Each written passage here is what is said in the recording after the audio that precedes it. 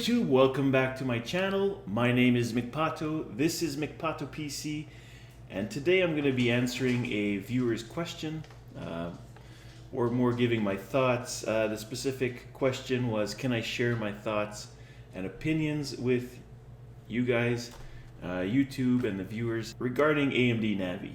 And I've been meaning to do this sooner. Here we are, it's July 5th today.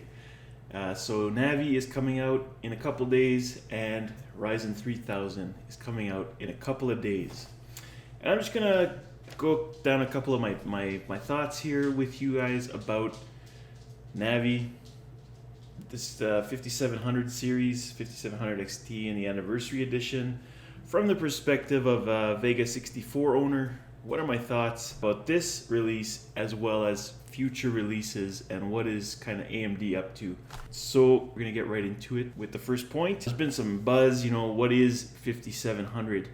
Is it a replacement for the RX 580, RX 590, or is it a replacement for Vega 64, Vega 56? To me, there's no question that Navi is a replacement for the RX 500 series. When you consider that, it's very impressive in terms of the generational performance increase. I think AMD's comparing it to Vega because it's done so well, and we're going to get into pricing a little bit more, but AMD's in a bit of a pickle in terms of pricing.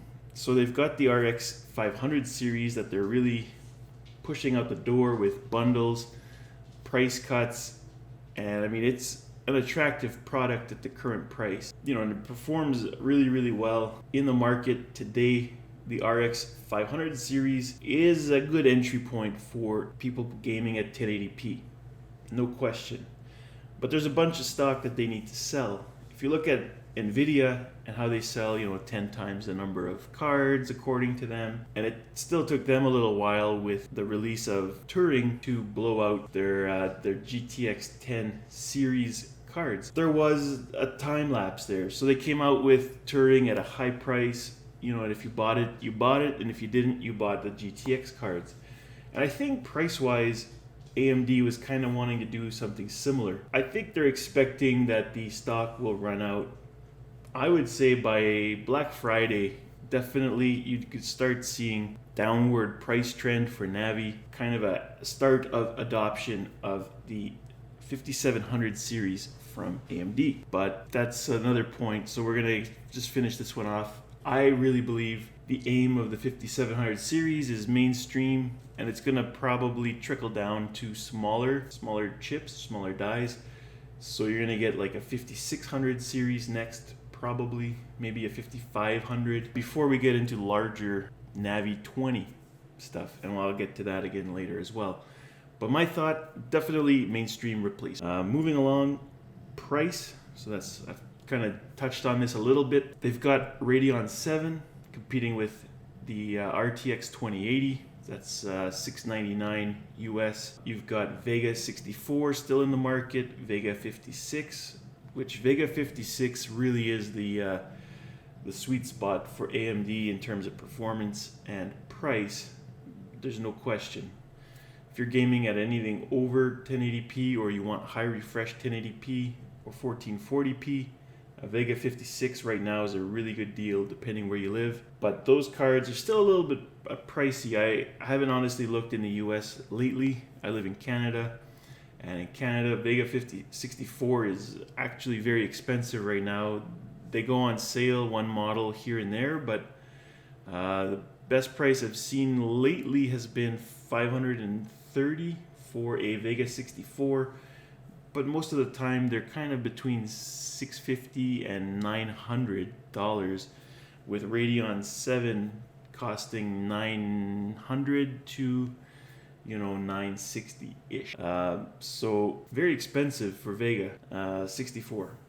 56 you can get it for, I've seen as low as refurbished models from Newegg in Canada, $330-ish, which is the price you pay for an RX 590 up here. Vega 56 is really a good deal. These new cards, these 5700 XT cards, they perform, and there's a alleged leaked benchmark ahead of the release embargo on video cards, and I'll try to link that in the description for you guys to check out if you'd like. It looks like the 5700 XT is going to perform better than Vega 64 in the majority of titles, and in some it actually apparently, grain of salt here guys, this is a salt shaker, don't get any ideas, some salt with this. Essentially it looks like Radeon 7 gets beat in some titles by the 5700 XT. They're kind of in a pickle. This is a mainstream card. They're trying to sell out the RX 500 inventory, Vega, as well as keeping the Radeon 7 attractive price-wise. And make no mistake, we're going to get a Radeon 7 price cut here with the release of the 2080 Super, I would guess. And I would suggest that by the end of this year, 2019, we're not going to have very much in terms of RX 500 or Vega or Radeon 7. I think we're going to see the 5700 come out, followed by 5600, maybe a 5500, and then we're going to start hearing some buzz probably near November, December, January about Navi 20. And I'll just touch on that a bit more later.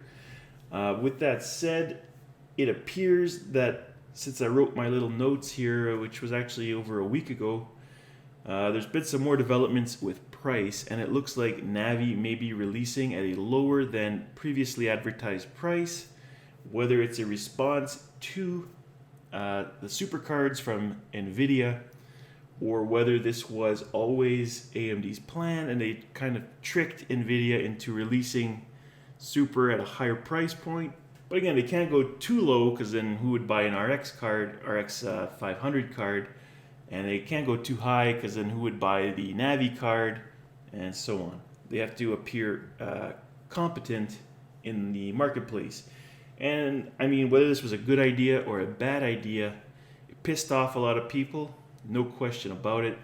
Not an Apple fan, Moore's Law, the good old gamer. These guys have been really vocal with their thoughts on pricing.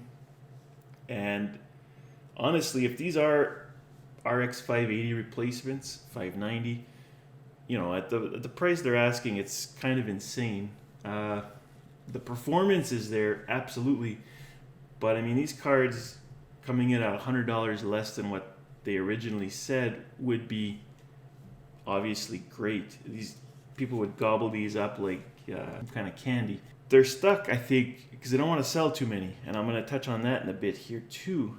The timing is perhaps not ideal for AMD. And that's point number 3. We got 7 nanometer coming out in a lot of products. You got the AMD Instinct cards, which are the professional cards for Vega or Radeon Instinct. You've got Ryzen 3000, you've got Navi, and you've got other companies doing stuff on 7 nanometer as well. TSMC is probably running, you know, at or near capacity, and I don't work there, I don't have an insider, but what you're hearing is that TSMC is basically selling production space to the highest bidder. Like they're charging more than normal for 7 nanometer because there's basically a lack of capacity to produce more. AMD hasn't even barely talked about Threadripper 3. They've got Ryzen 3000 coming out in 2 days, as well as Navi in 2 days. And I have an inside source. I mean, I have first-time tip from this source, so I can't gauge the reliability. But it sounds like Ryzen 3000 may in fact be limited in supply at release. I'm talking small numbers of units per store. So I would expect that within the first day or 2 or 3 days, some stores are going to be sold out of Ryzen 3000.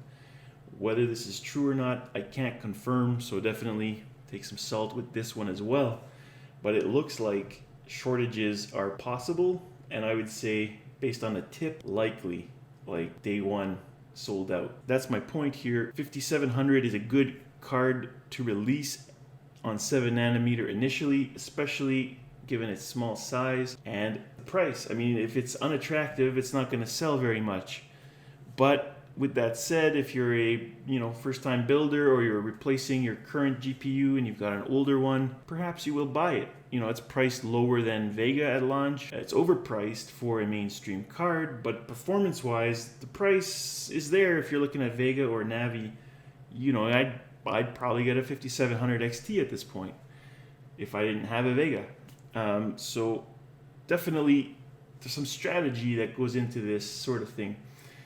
And I think as they sell out the lower, the 500 series RX cards, you're going to get more price cuts and capacity to produce Navi. And let's not forget, we've got PS5, we've got the next Xbox Scarlet coming out. If anything, I would guess that these are going to sell, I'm going to throw out a number, probably next year they're going to sell something like 15 million units each. I don't know. Let's just say that was the case. That's 30 million APUs or whatever it's going to be, but on 7 nanometer, plus Ryzen, plus Epic, plus Threadripper, plus Navi, plus Instinct. For a new node, this is probably challenging. And they have to segment their releases, and they have to appear competitive, and they have to bring new stuff to the table, but they're probably maxed out. So that's that point. Next point, if you have a Vega 64, should you look at Navi? Based on the leaked benchmarks, I think you're going to get pretty considerable gains from the 5700 XT compared to Vega 64. Not enough to replace Vega 64. If you're like me, you paid through the nose to buy into Vega. I'm embarrassed to say what I paid for my Vega, but glad I bought it regardless. It's been a great card, but I'm part of the problem, right? I'm part of why they sell them for so much, even though I bought my Vega on eBay, not new, secondhand. So companies are companies. They're going to sell you what they can sell you for what they can sell it, in most cases. But with that said, Dr. Lisa Su, has proven she's pretty competent. She's got a strategy. She's doing a really great job at bringing AMD to profitability, to market share increases, like top CEO, etc., etc. She's definitely pretty smart. And I don't think they're gonna just throw that away with bad pricing on their video. There's a strategy and it's gonna work out. Vega 64 is a great card. If you need it for compute, it's a great card. If you need it for gaming, 1440p, it's a great card. I will say at ultra wide 3440 by 1440, I would like a little more performance in some titles, and that's what I'm waiting for. I'm waiting for Navi 20. We'll get to that a bit later, but if you've got a Vega 56, Vega 64, I probably wouldn't upgrade. And for a variety of reasons, not the least of which is that this is a RX 500 replacement, not a Vega replacement. It's using 40 CUs instead of 56 or 64 like Vega. It doesn't compare apples to apples, but if you consider that it's 40 CUs, it's beating Vega 64, and in one game, according to the leaked benchmark on video cards, beating Radeon 7. Imagine what a 60 CU or a 70 or an 80 CU card could do. It might suck back the juice. Performance would smoke anything out there today. Probably cost an arm and a leg, but it would blow everyone's socks off, I think. But the timing is not right. Wait for Navi 20 if you want to stay in the, enthusiast class of graphics.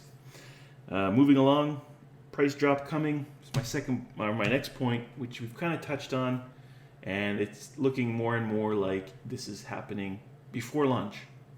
About a $50 on the 5700 XT price drop, so from $449 to $399, and it looks like the other model about a 30, 5700 from I believe $379 down to $349 or $339. I don't remember. Just from the hip here, this is what I got. But yeah, I think it's probably likely to happen. And it could be less than what they're saying. But who knows? Next point, ray tracing. Absolutely. We know that PS5 has ray tracing, allegedly, and Xbox Scarlet will have some kind of ray tracing. AMD has mentioned on multiple occasions that they are not going to bring technology to their graphics cards that will cost performance, but rather, when the time is right, launch consoles, coding for games on consoles, using Navi, using ray tracing, etc., etc. More CUs and bigger chips on Navi or RDNA technology. As much of a gimmick as it seems right now, ray tracing probably in 2020 will be a thing. I think it will start to come into its own.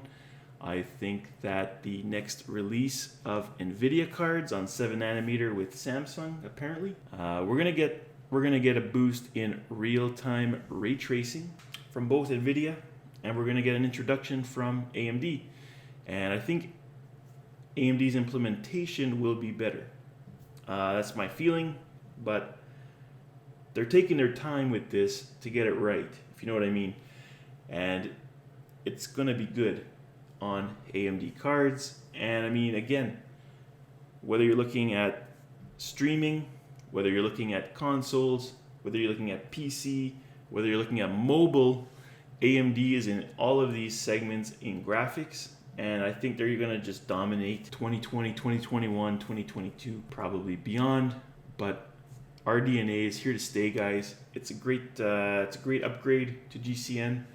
And I think it's going to start really shining with the next release, which RDNA 2.0, let's say, which is what our enthusiast grade cards are going to come out at with ray tracing. And I think it's going to really be an interesting year next year. If you're building a PC, would I recommend 5700 XT? I'd wait for a sale.